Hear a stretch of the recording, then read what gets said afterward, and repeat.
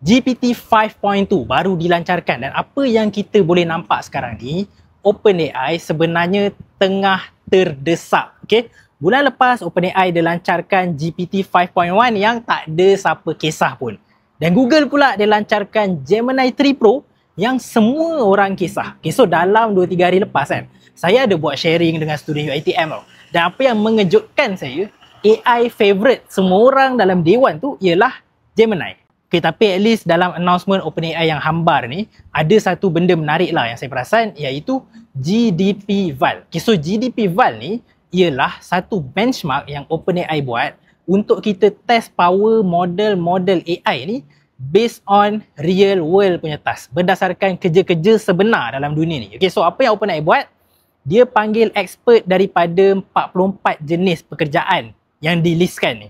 Ada engineer, lawyer, programmer, pharmacist dan banyak lagi lah. Okay? Lepas tu, untuk setiap pekerjaan ni, dia minta expert-expert ni untuk define 30 kerja yang memang diorang kena buat in real life. Contohnya untuk manufacturing engineer macam ni, okay, tengok contoh ni, dia kena design produk. Untuk kerani pula, dia kena isi file Excel. Untuk video producer pula, dia kena plan jadual shooting untuk sebulan. Okay. Lepas tu, apa yang GDP Val tadi ni buat, dia compare hasil kerja AI dengan hasil kerja daripada expert ni. Okay, so apa yang saya rasa menarik dekat sini, bukan pasal kita nak compare AI ke manusia lagi power, yang tu kita pun dah boring dah dengar. Tapi based on test ni, kita boleh nampak model AI apa yang paling sesuai dengan kerja yang kita buat hari-hari. Okay.